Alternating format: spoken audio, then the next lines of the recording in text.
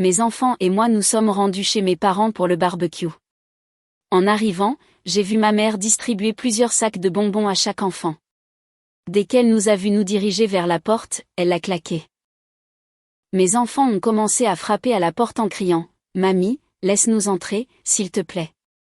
Au lieu de cela, ma mère est ressortie et nous a tendu un sac en plastique. À l'intérieur se trouvaient tous les emballages de bonbons vides des friandises des autres. Tout le monde a commencé à se moquer de nous.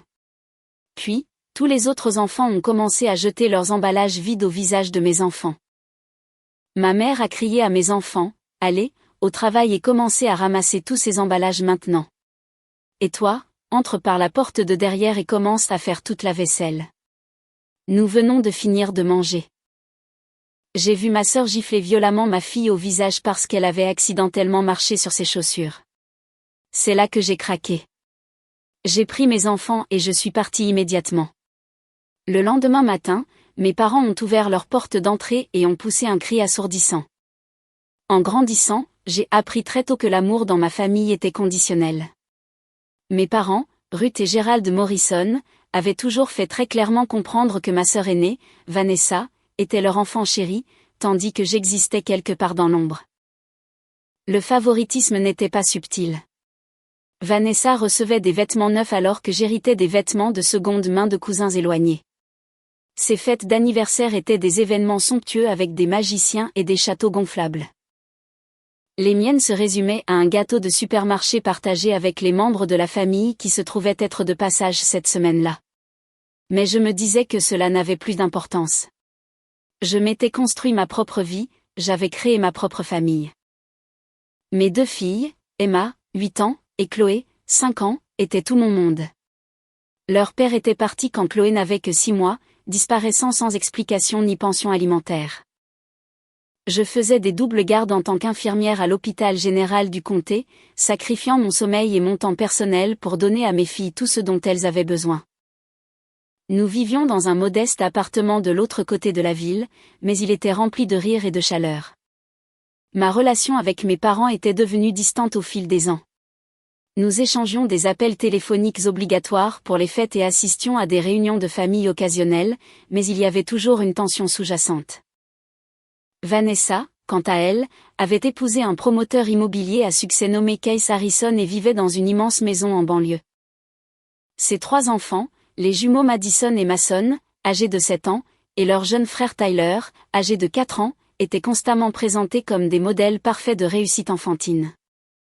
L'invitation au barbecue annuel de la famille Morrison est arrivée par SMS de ma mère 3 semaines avant l'événement. Le message était bref et impersonnel, indiquant la date, l'heure et un rappel d'apporter un plat d'accompagnement. J'ai failli refuser. Mon instinct me disait de garder mes distances pour protéger mes filles de l'environnement toxique que j'avais passé des années à essayer de fuir. Mais Emma m'avait entendu en parler, et ses yeux s'étaient illuminés à l'idée de voir ses cousins et ses grands-parents. Contre mon meilleur jugement, j'ai accepté de venir. J'ai passé des heures à préparer ma contribution au repas, en faisant la fameuse salade de pommes de terre de ma grand-mère à partir de 0. J'ai même fait une folie en achetant de nouvelles robes d'été pour les 2 filles, voulant qu'elles soient sous leur meilleur jour. Emma a choisi une robe jaune à fleurs blanches, tandis que Chloé a opté pour une rose avec des papillons. Elles étaient absolument magnifiques, leurs visages rayonnant d'anticipation alors que nous nous rendions chez mes parents ce samedi après-midi. La maison de la famille Morrison se trouvait sur un terrain d'angle dans un quartier ancien, une maison coloniale de 2 étages avec un revêtement blanc et des volets noirs. Des voitures étaient déjà garées des 2 côtés de la rue lorsque nous sommes arrivés vers 14 heures. Je pouvais entendre de la musique et des rires venant du jardin alors que j'aidais les filles à sortir de ma voiture. Emma portait la salade de pommes de terre tandis que Chloé tenait un bouquet de fleurs que nous avions acheté pour ma mère. Nous avons remonté l'allée et j'ai pu voir à travers la fenêtre que ma mère se tenait dans l'entrée. Elle distribuait de petits sacs cadeaux à un groupe d'enfants que j'ai reconnus comme étant divers cousins et amis de la famille. Les enfants poussaient des cris de joie en regardant à l'intérieur de leurs sacs, en sortant des bonbons et de petits jouets. Emma et Chloé ont accéléré le pas, excitées à l'idée de recevoir leurs propres friandises. Ma mère a levé les yeux et m'a regardé à travers la vitre. Son expression est passée de celle d'une hôtesse agréable à quelque chose de froid et de méprisant. Avant même que je puisse sonner à la porte, elle s'est avancée et a claqué la porte d'entrée avec une force telle que la couronne accrochée dessus a oscillé violemment. Emma et Chloé sont restées figées sur le porche, la confusion envahissant leurs visages innocents. Chloé a levé son petit poing et a commencé à frapper à la porte, sa voix tremblante alors qu'elle appelait « Mamie, s'il te plaît, laisse-nous entrer. On t'a apporté des fleurs. » Emma a rejoint sa sœur, toutes deux frappant et appelant, leur voix devenant de plus en plus désespérée à chaque seconde qui passait. Je me tenais derrière elle, ma poitrine se serrant avec une douleur familière de rejet. C'était exactement le genre de cruauté que j'aurais dû anticiper. Pourtant, j'avais bêtement espéré que les choses pourraient être différentes. La porte s'est rouverte, et ma mère se tenait là avec un sac d'épicerie en plastique blanc à la main. Elle l'a tendu vers moi sans un mot, ses lèvres pincées en une fine ligne de mépris. J'ai pris le sac automatiquement, ma main tremblant en regardant à l'intérieur, des emballages de bonbons vides, des dizaines.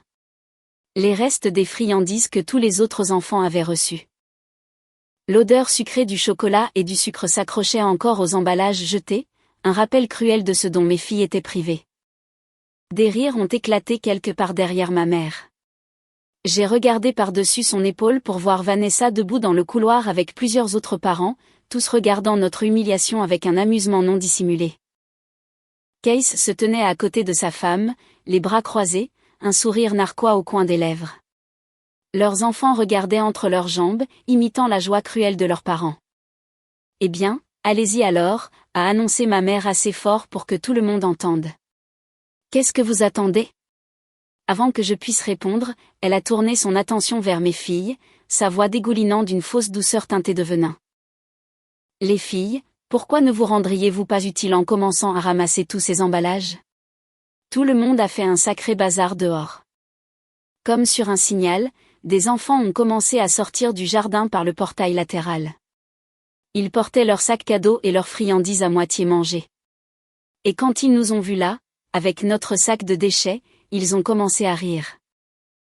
Madison Harrison, la fille de Vanessa, a été la première à fouiller dans son sac et a jeté un emballage vide au visage d'Emma. Il a heurté sa joue et est tombé au sol. Ce geste a semblé donner la permission à tous les autres enfants.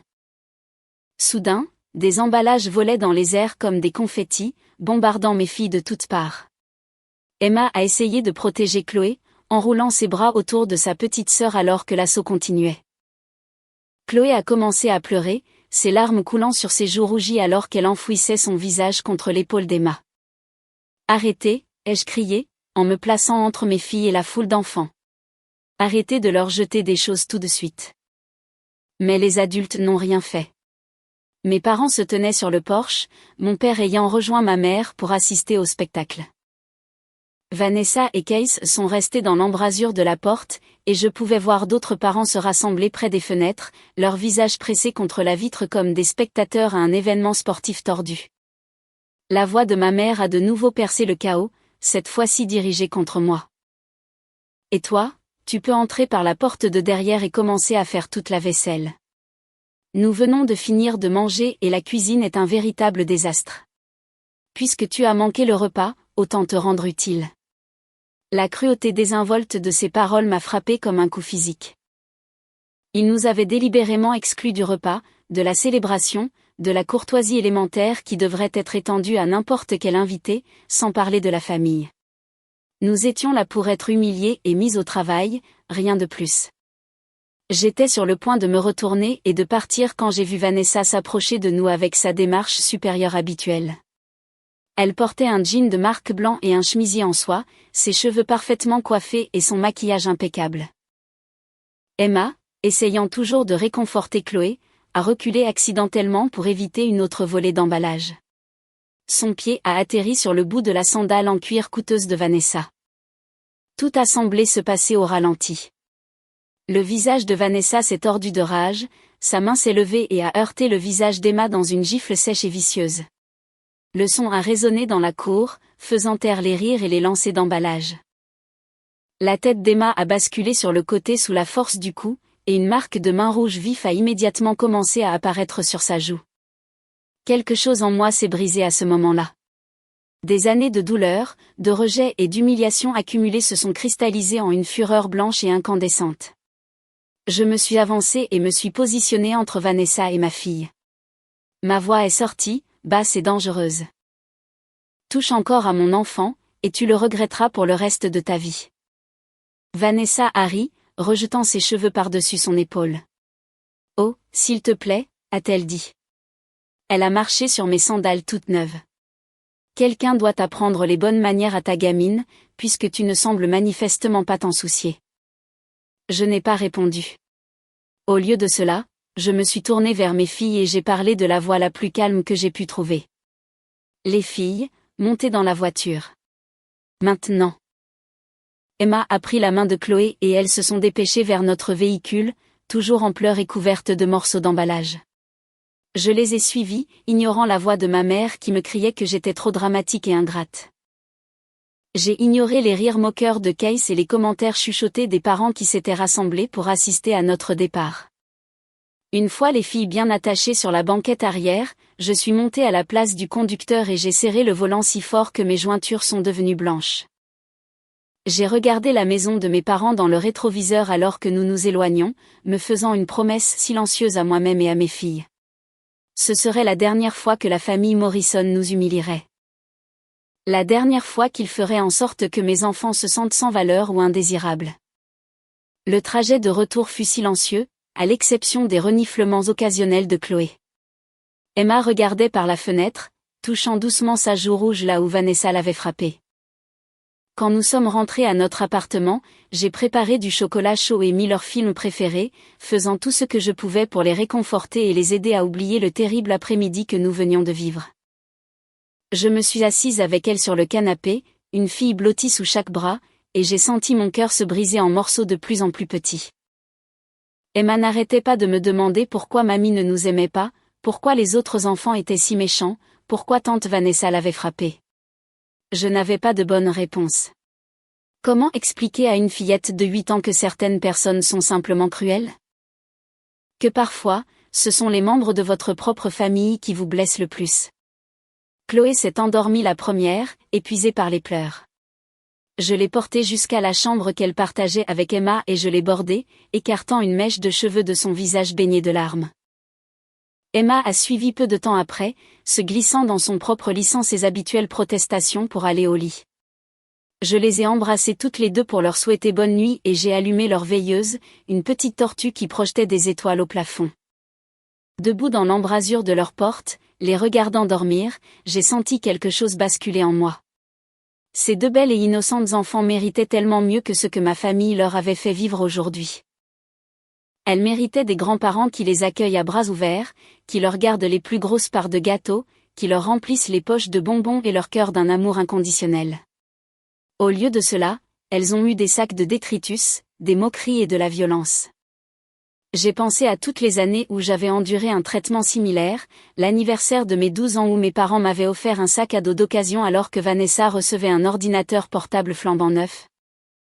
La remise des diplômes du lycée où ils étaient partis plus tôt pour assister à la fête d'un ami de Vanessa, la fois où j'avais remporté une bourse en soins infirmiers et le seul commentaire de ma mère avait été qu'il était temps que j'accomplisse quelque chose de valable. Chaque offense, chaque rejet, chaque moment où je m'étais senti invisible m'est revenu en mémoire. Mais je m'étais convaincue que ce n'était pas grave, parce que j'étais une adulte et que je pouvais le supporter. Je m'étais dit que j'étais peut-être trop sensible, que je méritais peut-être leur indifférence. Je leur avais trouvé des excuses, j'avais justifié leur comportement, accepté des miettes d'affection et je m'étais persuadée que c'était suffisant.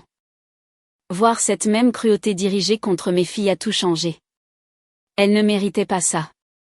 Elles n'avaient rien fait pour mériter un tel mépris, si ce n'est d'être nées de la mauvaise sœur.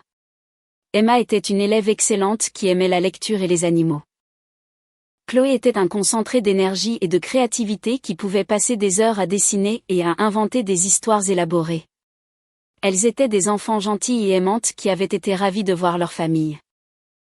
Et ma famille les avait traitées comme des servantes, comme des sujets de moquerie, comme des moins que rien. Après que les filles se soient finalement endormies cette nuit-là, je me suis assise à la table de ma cuisine avec mon ordinateur portable et j'ai commencé à planifier. J'étais restée silencieuse trop longtemps, j'avais accepté les mauvais traitements pendant trop d'années. Mais voir mes filles innocentes soumises à une cruauté aussi délibérée avait réveillé en moi quelque chose de féroce et d'intransigeant. Ils voulaient nous traiter comme des ordures. Très bien. J'allais leur montrer exactement ce qui arrive quand on pousse quelqu'un trop loin. J'ai commencé par tout documenter. J'ai noté chaque exemple de favoritisme, chaque commentaire cruel, chaque fois que mes parents avaient choisi Vanessa plutôt que moi. J'ai détaillé les événements du barbecue, y compris l'agression de Vanessa sur Emma. J'ai pris des photos de la marque rouge sur le visage de ma fille avant qu'elle ne s'estompe, en m'assurant que l'horodatage était visible. Puis j'ai commencé à faire des recherches. Mon père, Gerald Morrison, était un comptable respecté dans notre communauté. Il gérait les finances de plusieurs entreprises locales et était fier de sa réputation d'intégrité et de précision. Ma mère était bénévole à l'église et dirigeait une petite entreprise de traiteurs à côté. Le mari de Vanessa, Case, possédait Harrison Property, l'une des plus grandes sociétés immobilières de notre région. Ils étaient tous des piliers de la communauté, respectés et admirés. Au cours des jours suivants, j'ai passé quelques appels. J'ai contacté ma cousine, Angela, qui avait toujours été gentille avec moi malgré le dysfonctionnement de notre famille. Angela travaillait comme assistante juridique et avait des relations dans le milieu juridique. Je lui ai expliqué ce qui s'était passé, sans rien omettre. Elle a été horrifiée et a immédiatement proposé de m'aider de toutes les manières possibles. Angela est venue ce mercredi soir après que j'ai couché les filles. Elle a apporté une bouteille de vin et un bloc-notes juridique, s'installant sur ma chaise de cuisine avec une expression déterminée. Je lui ai montré les photos que j'avais prises du visage d'Emma, la marque de main rouge encore visible sur les images, même si elle s'était considérablement estompée sur sa peau. C'est une agression, dit Angela d'un ton sec en étudiant les photos. C'est clair comme de l'eau de roche, et avec des témoins, tu as un dossier solide. Mais est-ce que quelqu'un témoignera vraiment, ai-je demandé, exprimant la peur qui me taraudait. Ce sont tous de la famille. Ils sont tous loyaux envers mes parents et Vanessa. Angela tapota son stylo contre le bloc-notes d'un air pensif. Tu serais surprise. J'ai vu certaines des personnes qui étaient là. Ton oncle Frank ne s'est jamais entendu avec ton père. Et ta cousine Melissa a ses propres problèmes avec Vanessa. Les gens pourraient être plus disposés à dire la vérité que tu ne le penses. Surtout s'ils sont assignés à comparaître et doivent témoigner sous serment. Elle a passé l'heure suivante à m'aider à créer une chronologie détaillée des événements, pas seulement ceux du barbecue, mais des années de mauvais traitements. Elle a posé des questions auxquelles je n'avais pas pensé. Elle m'a poussé à me souvenir de dates et d'incidents spécifiques, m'a aidé à tout organiser en un récit cohérent qui pourrait être présenté à un avocat. Tu sais que ça va devenir moche, n'est-ce pas, a dit Angela en faisant ses affaires pour partir. Vraiment moche. Tes parents ne vont pas accepter ça sans rien dire. Vanessa certainement pas. Ils vont se battre, essayer de te discréditer, peut-être même s'en prendre à toi financièrement. Qu'ils essaient, ai-je répondu, me surprenant moi-même par la fermeté dans ma voix. J'en ai fini d'avoir peur d'eux. J'en ai fini de les laisser me marcher dessus, moi et mes enfants. Angela a souri, une fierté féroce dans ses yeux. Bien. Il est temps que quelqu'un leur tienne tête. Je vais te donner les noms des meilleurs avocats en droit de la famille de la ville. Nous allons nous assurer que tu as toutes les munitions dont tu as besoin. Le lendemain matin, je me suis déclarée malade au travail et j'ai passé la journée à faire des recherches. J'ai cherché tous les articles que je pouvais trouver sur la rupture des liens familiaux, la parentalité toxique et les droits des enfants. J'ai lu des blogs juridiques sur les accusations d'agression et les ordonnances restrictives. Je me suis informée sur toutes les voies possibles que je pouvais emprunter. J'ai aussi commencé à fouiller dans la vie publique de ma famille. L'entreprise de comptabilité de mon père avait un site web avec des témoignages de clients et une liste des entreprises avec lesquelles il travaillait. L'entreprise de traiteur de ma mère avait des pages sur les réseaux sociaux où elle publiait des photos d'événements qu'elle avait organisés, avec des critiques élogieuses de clients satisfaits. La société immobilière de Case avait une présence en ligne étendue avec des annonces, des photos du personnel et des nouvelles de leur dernier développement. Tout cela constituait des munitions. Tout cela montrait des gens qui se présentaient comme des membres respectables de la communauté, des piliers de la respectabilité et du succès.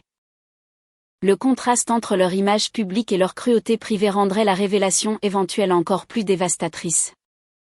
J'ai fait une feuille de calcul de chaque relation d'affaires, de chaque affiliation publique, de chaque organisation à laquelle ils appartenaient, chambre de commerce, Rotary Club, conseil paroissial, association locale des entreprises, association de parents d'élèves, conseil d'administration d'organismes de bienfaisance.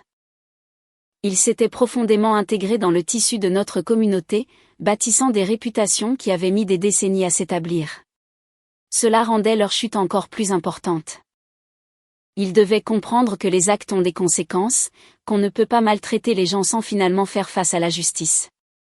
Grâce à Angela, j'ai obtenu le nom d'une avocate en droit de la famille nommée Patricia Caldwell, qui avait la réputation de prendre en charge des cas difficiles. J'ai pris rendez-vous et j'ai apporté toute ma documentation, y compris les photos du visage blessé d'Emma. Patricia a écouté attentivement, son expression s'assombrissant à mesure que je racontais les événements du barbecue. « Vous avez des motifs pour porter plainte pour agression contre votre sœur », m'a dit Patricia. La blessure de votre fille a été vue par plusieurs personnes et vous avez des preuves photographiques. Mais plus important encore, nous devons aborder le schéma de violence psychologique auquel ces enfants ont été soumis. Je n'y avais pas pensé en ces termes auparavant, violence psychologique. Mais à mesure que Patricia décrivait les définitions juridiques et donnait des exemples, j'ai reconnu chaque comportement qu'elle décrivait. Mes parents m'avaient maltraité psychologiquement toute ma vie, et maintenant ils infligeaient ce même traitement à mes enfants innocents. Quelles sont mes options, ai-je demandé. Patricia s'est penchée en avant, ses doigts joints sous son menton. Nous pouvons demander une ordonnance restrictive d'urgence pour maintenir votre famille à distance de vous et de vos filles. Avec des preuves photographiques de l'agression sur un mineur. Nous pouvons accélérer la procédure. Nous pouvons engager des poursuites pour agression contre votre sœur. Et si vous voulez aller plus loin, nous pouvons intenter une action civile pour détresse émotionnelle et la thérapie dont vos enfants auront probablement besoin après ce traumatisme. L'idée d'intenter une action en justice contre ma propre famille me retournait l'estomac. Mais je me suis souvenu du visage d'Emma après que Vanessa l'ait frappée. Je me suis souvenu de Chloé sanglotant alors que des enfants lui jetaient des détritus. Je me suis souvenu de moi, debout sur ce porche, tenant un sac de déchets pendant que ma propre mère riait. Faites-le, ai-je dit. Tout. Patricia a hoché la tête et a commencé à rédiger les documents nécessaires. Elle a expliqué que, compte tenu des preuves et de l'agression sur un enfant, nous pouvions accélérer l'ordonnance restrictive d'urgence. En 10 jours, le processus juridique était enclenché. Mais je n'avais pas encore fini. Il me restait une dernière carte à jouer, et j'allais m'assurer qu'elle compte. Grâce à mon travail à l'hôpital, j'avais des contacts avec les médias locaux. J'ai contacté une journaliste nommée Jennifer Walsh, spécialisée dans les histoires d'intérêt humain et le journalisme d'investigation. Jennifer avait réalisé une série sur la rupture des liens familiaux et la parentalité toxique qui avait remporté plusieurs prix. Je lui ai raconté mon histoire, lui ai montré les preuves et lui ai demandé si elle serait intéressée à la couvrir. Les yeux de Jennifer se sont illuminés pendant que je parlais. Elle a vu la même chose que moi, une histoire puissante sur le favoritisme, la maltraitance et le courage de finalement tenir tête à des membres de la famille toxique. Elle a accepté de publier l'histoire et a immédiatement commencé sa propre enquête, retrouvant des témoins et rassemblant des sources supplémentaires. Nous avons coordonné le calendrier pour que l'article paraisse peu de temps après la remise des documents juridiques. Impact maximal, a-t-elle appelé cela. Pendant que Jennifer travaillait sur son enquête au cours de la semaine et demie suivante, Patricia finalisait tous les documents juridiques. L'ordonnance restrictive d'urgence et les accusations d'agression ont été signifiées un lundi matin, 10 jours après le barbecue. J'avais pris des dispositions pour que tous les documents soient livrés simultanément à la maison de mes parents et à celle de Vanessa et Case. Je voulais qu'ils comprennent que c'était coordonné, calculé et totalement sérieux. J'ai de nouveau pris un jour de congé, sachant que les appels commenceraient à arriver. Je me suis assuré qu'Emma et Chloé étaient en sécurité à l'école et à la garderie avant de m'installer pour attendre. J'avais mis mon téléphone en silencieux, mais je regardais l'écran alors que les notifications s'allumaient les unes après les autres. Le premier appel est venu de ma mère à 9h47, puis un autre à 9h53. À 10h15, elle avait appelé 6 fois. Mon père a commencé à appeler à 10h30. Le premier appel de Vanessa est arrivé à 10h45, et j'ai regardé 3 messages vocaux apparaître successivement. Case a appelé une fois, son nom s'affichant sur mon écran avec un désespoir presque amusant. Je les ai tous laissés aller sur la messagerie vocale. Finalement, j'en ai écouté quelques-uns juste pour évaluer leur réaction. Les messages de ma mère sont passés de la confusion à la colère, puis aux supplications. Elle ne comprenait pas comment je pouvais faire ça à la famille, comment je pouvais être si vindicative pour un simple malentendu. Elle affirmait qu'Emma avait exagéré ce qui s'était passé, que Vanessa l'avait à peine touchée, que les enfants étaient toujours si dramatiques. Les messages vocaux de Vanessa étaient de la pure rage. Elle m'a traité de tous les noms, a menacé de me poursuivre en retour, m'a accusé d'essayer de détruire sa vie par jalousie. Dans le 3e message, sa voix s'est brisée et elle a commencé à pleurer, me suppliant d'abandonner les charges car elle ruinerait sa réputation et l'avenir de sa famille. J'ai sauvegardé chaque message. Patricia m'avait dit de tout documenter, et je suivais ses instructions à la lettre. Mon téléphone a commencé à sonner dans l'heure qui a suivi. D'abord ma mère, sa voix stridente et incrédule. Je n'ai pas répondu. Puis Vanessa, laissant des messages vocaux de plus en plus hostiles. Je les ai supprimés sans les écouter jusqu'au bout.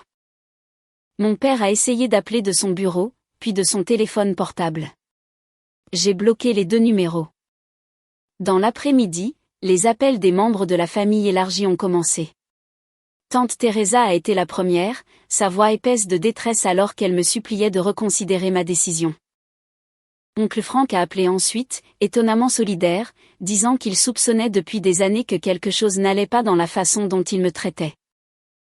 La cousine Mélissa a envoyé un texto plutôt que d'appeler, un bref message disant qu'elle comprenait et qu'elle était fière de moi de défendre mes enfants. Mais la plupart de la famille a pris le parti de mes parents. Les messages allaient de l'inquiétude à l'accusation. Comment pouvais-je déchirer la famille comme ça ? Ne comprenais-je pas que les familles règlent leurs problèmes en privé ? Allais-je vraiment détruire la vie de ma propre sœur pour une petite gifle ? Les enfants se faisaient discipliner tout le temps et Emma s'en remettrait.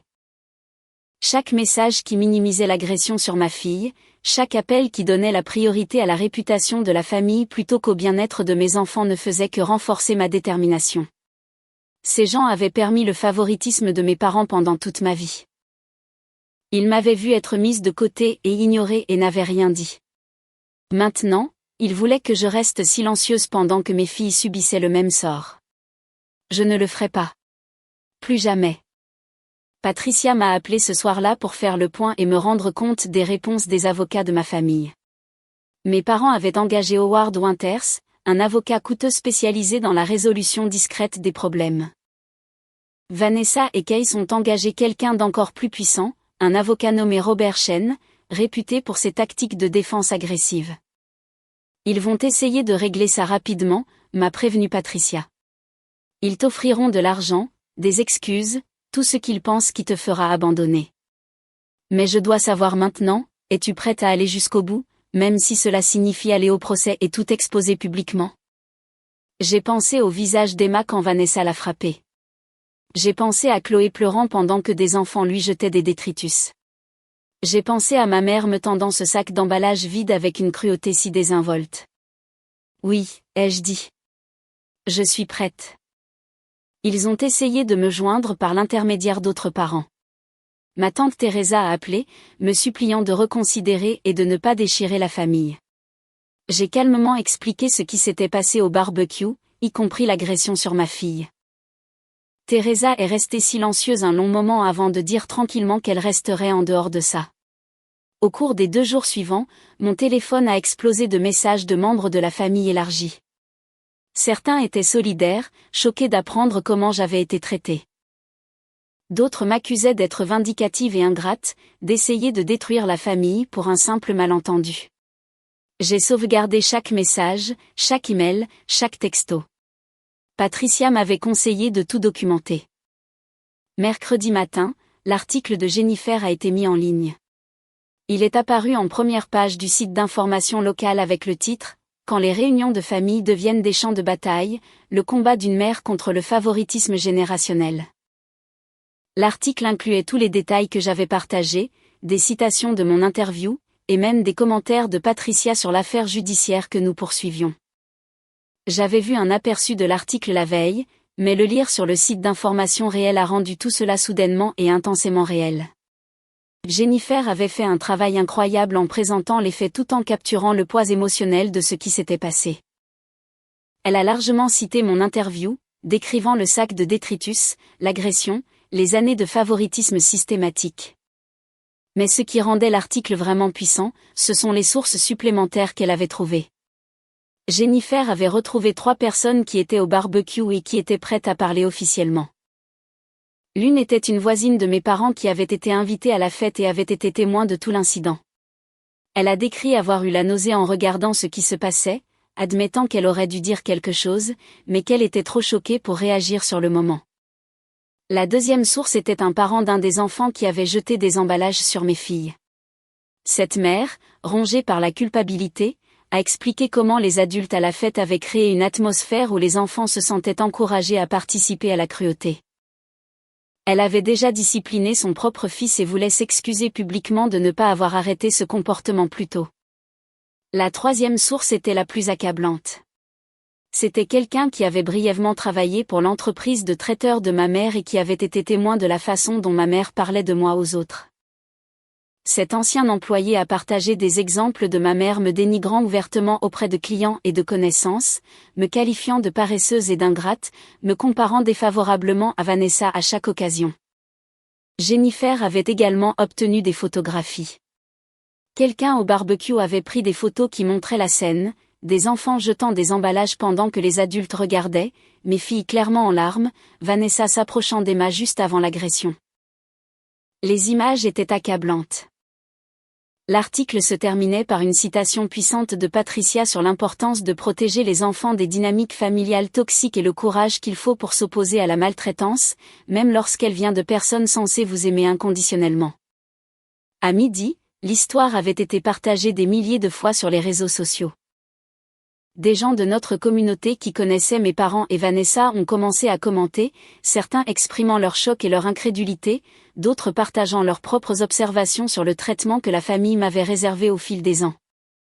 Plusieurs personnes qui avaient été au barbecue se sont manifestées anonymement pour confirmer les événements, y compris l'agression sur Emma. L'impact a été immédiat et dévastateur pour ma famille. Les clients de l'entreprise de mon père ont commencé à appeler, exprimant leur inquiétude quant à son caractère et son jugement. Plusieurs l'ont lâché comme comptable, déclarant publiquement qu'ils ne pouvaient pas soutenir quelqu'un qui participait à la maltraitance et à l'humiliation de ses propres petits-enfants. Les contrats de traiteur de ma mère ont été annulés les uns après les autres, les anciens clients citant l'article comme raison de leur rupture de lien. Mais la véritable destruction est venue pour Vanessa et Case. Harrison Property dépendait fortement de sa réputation dans la communauté.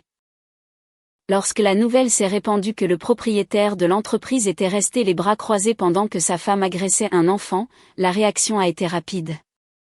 Des clients se sont retirés des contrats.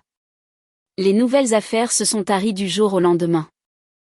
Les pages de l'entreprise sur les réseaux sociaux ont été inondées de commentaires négatifs et d'appels au boycott.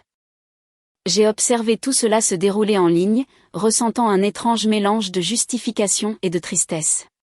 Harrison Property avait une page Facebook où il publiait régulièrement des mises à jour sur les nouvelles annonces et les ventes réussies. Quelques heures après la publication de l'article, la section des commentaires a explosé. Les gens ont identifié l'entreprise dans des publications partageant l'article, exigeant qu'ils répondent aux allégations. Certains anciens clients ont publié des messages sur l'annulation de leur contrat. Des agents immobiliers qui avaient précédemment collaboré avec l'entreprise ont annoncé qu'ils ne feraient plus de recommandations. Case a tenté de limiter les dégâts avec une déclaration soigneusement formulée affirmant que l'article était partial et unilatéral, qu'il y avait toujours 2 versions à chaque histoire. La réponse n'a fait qu'empirer les choses. Les gens l'ont accusé de défendre la maltraitance des enfants et de donner la priorité à son entreprise plutôt qu'à la décence humaine la plus élémentaire. La déclaration a été supprimée en moins de 3 heures, mais des captures d'écran avaient déjà été faites et largement partagées. Vanessa a essayé de disparaître complètement des réseaux sociaux, désactivant ses comptes personnels, mais cela n'a pas empêché les gens de la trouver. Quelqu'un a créé un groupe Facebook dédié à la discussion de l'affaire, et il a gagné plus de 2000 membres le premier jour.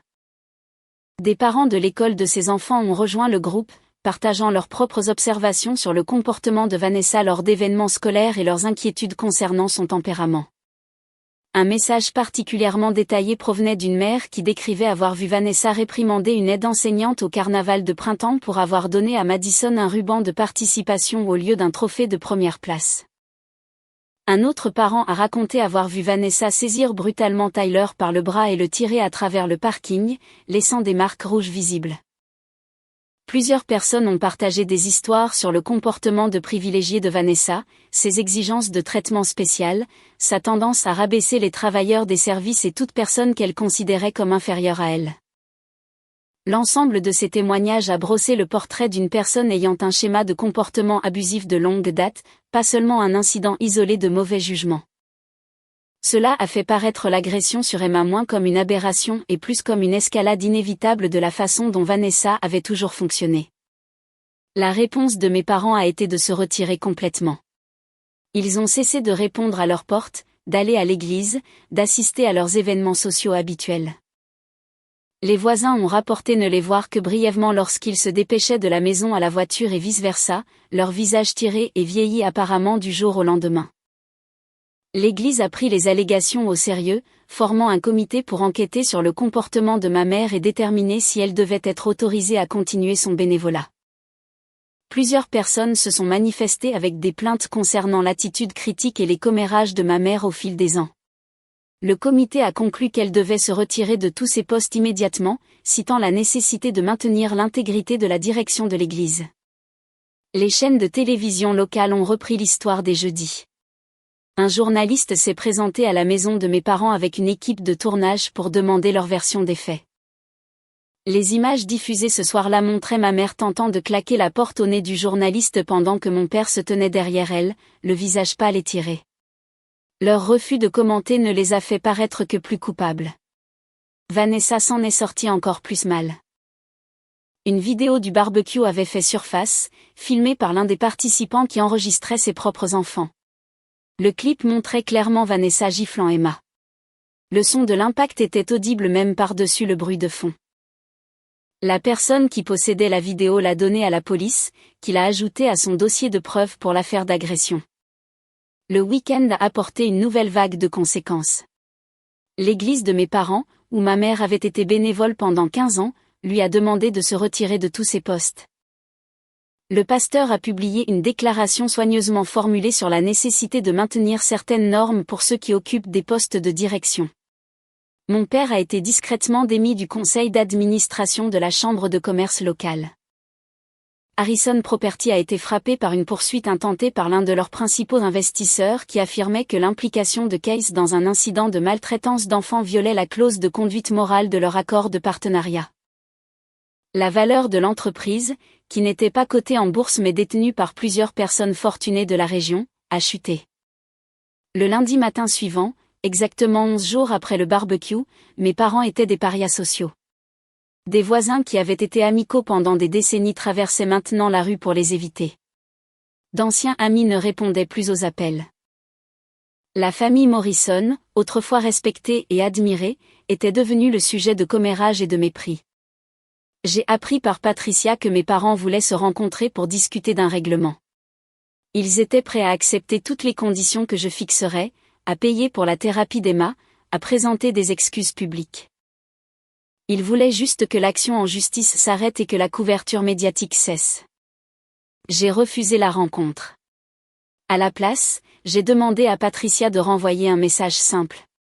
Il n'y aurait pas de règlement, pas de négociation, pas de réconciliation. Ils avaient tracé leur ligne dans le sable au moment où ma mère m'avait tendu ce sac de détritus et avait permis que mes filles soient humiliées et agressées.